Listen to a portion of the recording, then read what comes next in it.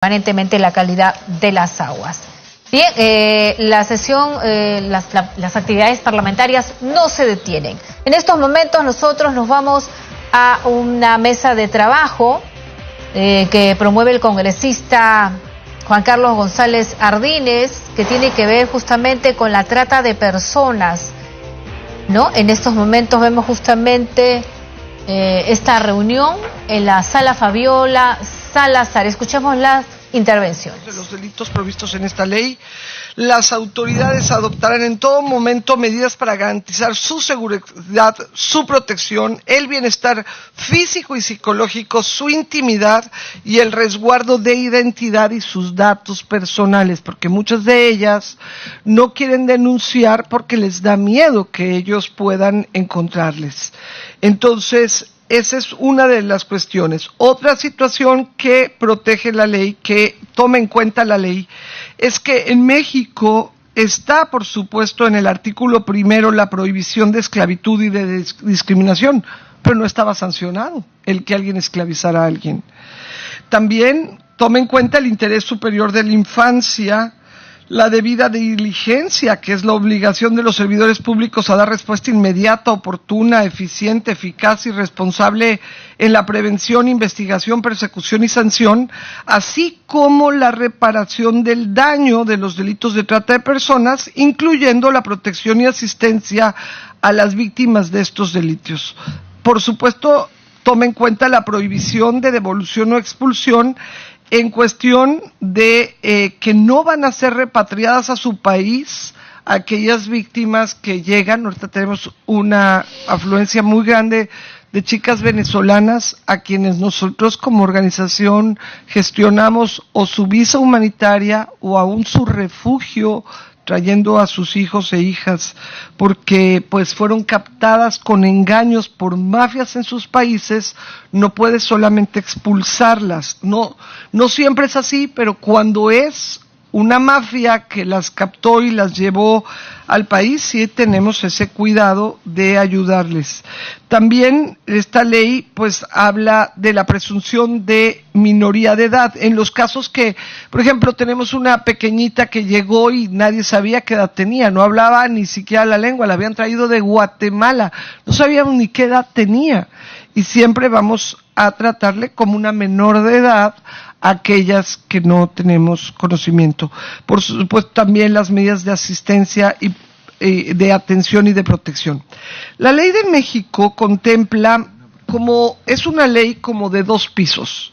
Primero, en el artículo 10 tenemos el castigo de trata de personas, como el fin es explotación, tenemos 11 delitos que son los que se sancionan. La esclavitud en sí, la condición de siervo, por ejemplo, que alguien venda una finca, una hacienda, una propiedad junto con la gente que está adentro, como si fueran muebles que están adentro, y que esa condición de siervo pues también se sanciona cuando es en este tipo de delitos.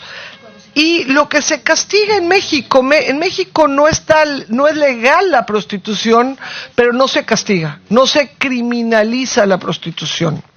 Lo que se castiga en México es la prostitución ajena u otras formas de explotación sexual.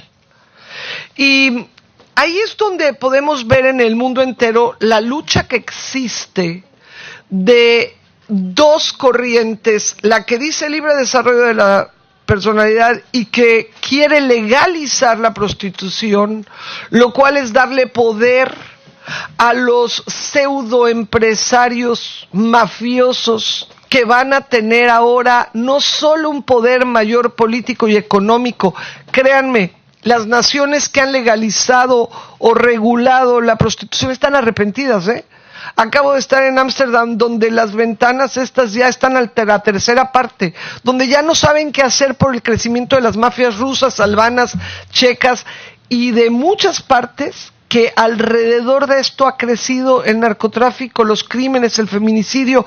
Ya no saben qué hacer porque ahora estos esclavizadores son políticos. son gente poderosa económicamente. Arruinamos la nación completa cuando permitimos que estas mafias desarrollen sus tentáculos en todas partes. ¿Qué sucede ahora en las naciones más avanzadas? Por ejemplo, a mí me impresiona porque yo viví en Francia. Y Francia es una nación muy sexual y muy vanguardista y muy erótica, y el Lido de París, y nadie prohíbe el Lido de París.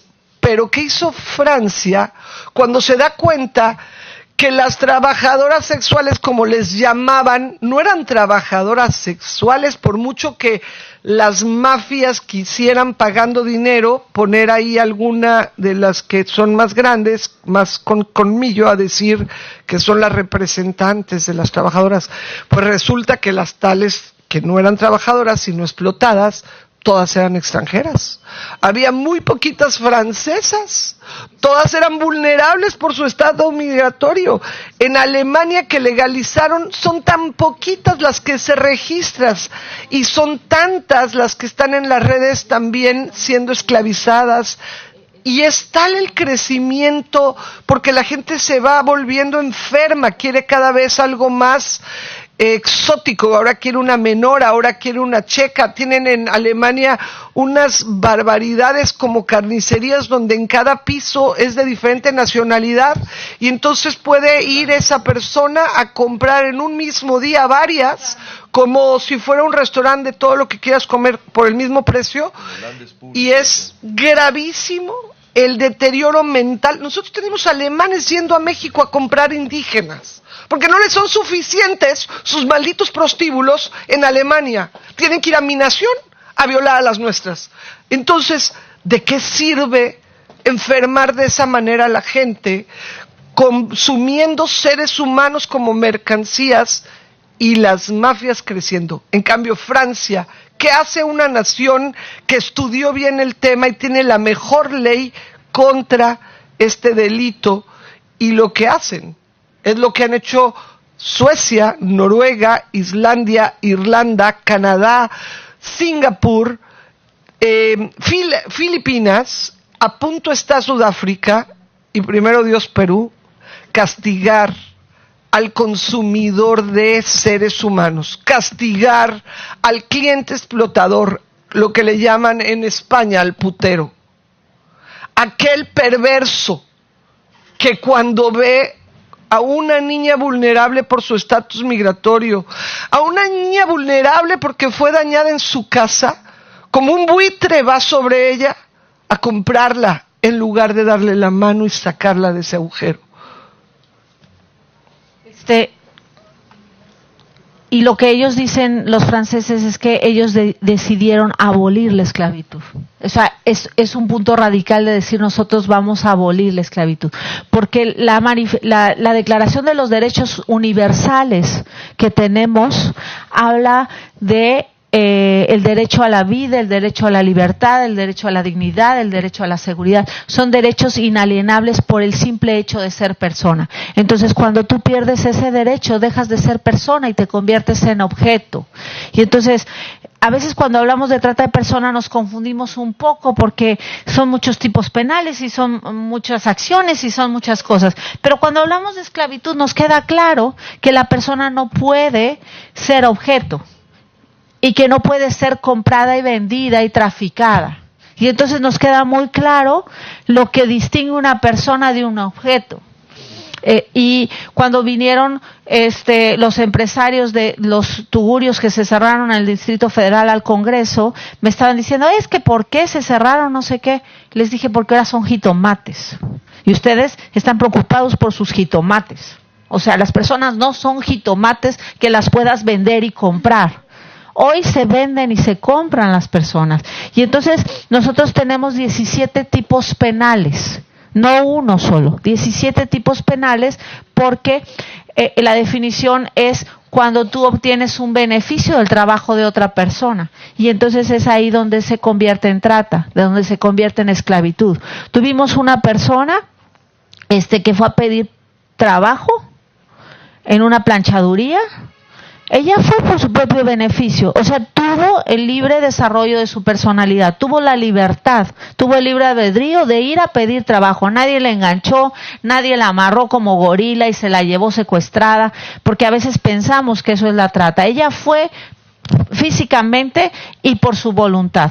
La amarraron, la torturaron, la marcaron todas las cicatrices porque querían que trabajara muchas horas planchando.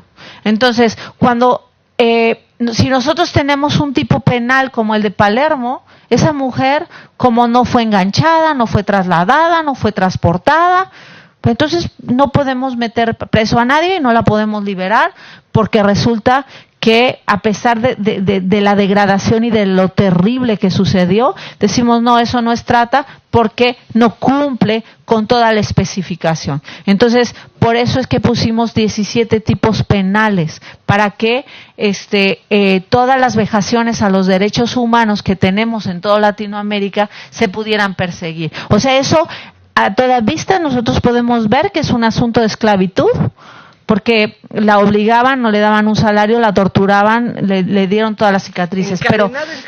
Pero no hubiera sido. Si nosotros nos centramos en el protocolo de Palermo, no hubiera sido. Había otra mujer que, una madre de familia que prostituyó a su hija, con un hombre adulto, una y otra vez. Pero no la enganchó, no la engañó, no la violentó. Entonces tampoco cumple con trata. Pero obviamente es una mujer que está explotando a su hija por un beneficio. Y entonces tenemos que tener un tipo penal mucho más amplio que pueda abarcar todas estas cuestiones que vemos a diario y que no podemos aplicarle la ley. Por eso es que necesitamos una ley, por ejemplo, lo de mendicidad ajena. Ustedes saben que hay mendigos en Perú y en México, y que son niños menores de edad que van a pedir una limosna, y los vemos y decimos, pobrecitos, pues sus padres no tienen trabajo, no tienen dinero, ayúdale, dale una moneda. Pero si nosotros pudiéramos ver lo que hay detrás, vemos que hay una persona que tiene 10 o 20 niños, que parece el tío, que bebe a costa de los niños y que los está explotando, y es una mendicidad ajena. Y entonces, así es, los alquilan y los venden cotidianamente, todo el tiempo los venden. Eso es lo que sucede. Y entonces, pero tampoco lo engancharon, lo trasladaron. Entonces, si no tenemos un tipo penal mucho más amplio, y como en nuestros países tampoco hay una investigación como la del FBI o de la Gran Bretaña, donde hay presupuesto, donde hay toda una serie de investigadores que tienen una paga y que tienen todo un expertise y que tienen toda una tecnología de investigación, pues la víctima tiene que demostrar que la amenazaron, que la violentaron. ¿Cómo lo va a amenazar si la tienen dominada mentalmente, la tienen esclavizada mentalmente, la tienen sometida por uso de la fuerza y la manipulación? Ella nunca va a poder demostrar el engaño o los móviles. Y es por esto, y además el policía que la está viendo como una puta, como dice, pues definitivamente va a decir, pues tú estás ahí porque quisiste, y definitivamente no va a haber caso para llevar a juicio. Sí.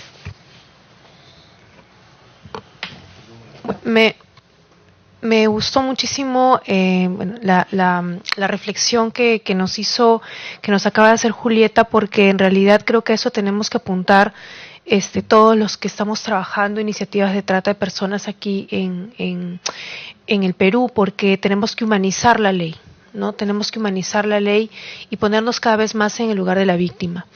Bueno, desgraciadamente por un tema de tiempos, se nos está acabando un poco el tiempo aquí en la sala, pero no queremos terminar esta sesión, que estoy segura se va a volver a dar con la presencia de nuestras dos invitadas. En todo caso, siempre existen las nuevas tecnologías, y le podemos dar un muy buen uso.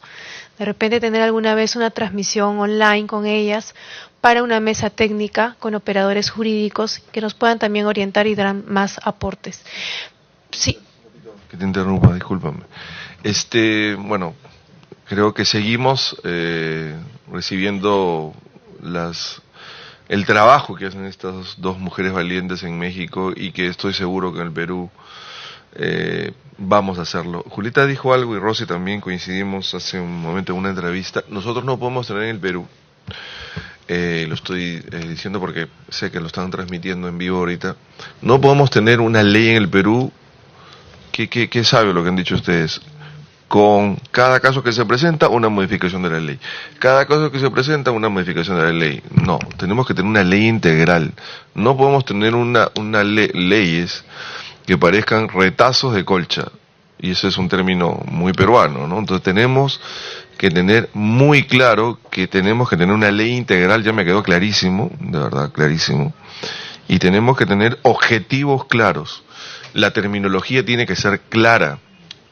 Y en eso para nosotros es un reto poder trabajar en este tiempo. Sé que el tiempo es corto, también me ha quedado claro, la otra clara. Hay que trabajar ya, porque podemos tener 200 foros y dar vuelta como el carrusel. No, tenemos que tener ya las cosas bien claras, los tiempos, las medidas, porque en mi formación he recibido algo. Lo que no se supervisa no crece.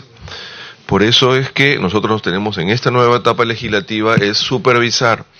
Y supervisar significa verificar, porque eso es una máxima que tengo yo en mi vida. Lo que no se supervisa no crece. Así que vamos a supervisar también estas cosas para que podamos tener objetivos claros sobre nuestras propuestas. Y lo tercero, ahora sí termino, es de que en realidad tengo en mi corazón decirles algo. Vamos a viajar a México, evidentemente sé que la parte turística y la comida es muy rica, pero eso es después del trabajo, ¿no?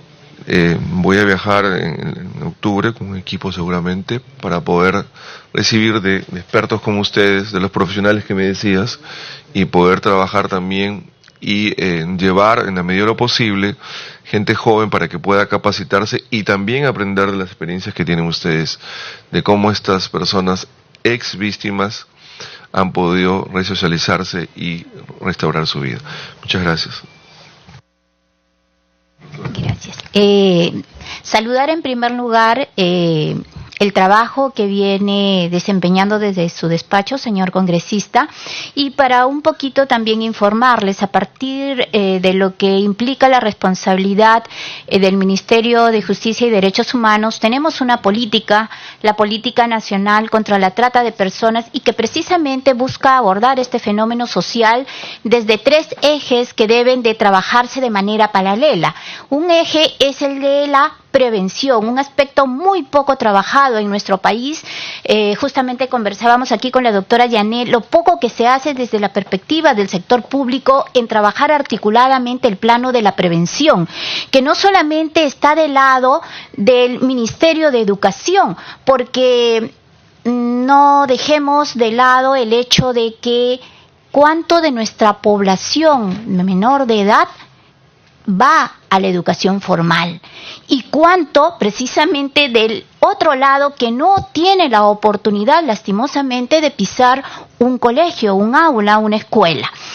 Pero el otro eje también es el de la persecución, donde hay que ir al plano de la administración de justicia propiamente, donde la parte de la sensibilización y de la capacitación en el hecho de poder advertir la comisión de este ilícito penal, que muchas veces es confundido con un ámbito de violación sexual, y es otro aspecto, y además que creo que en la perspectiva de lo que es el Código Penal sistemáticamente está mal ubicado, inclusive porque solo atañe a la libertad, que es concatenada con que si hubo o no consentimiento. Para decir si hubo consentimiento actuó con libertad y por lo tanto no es.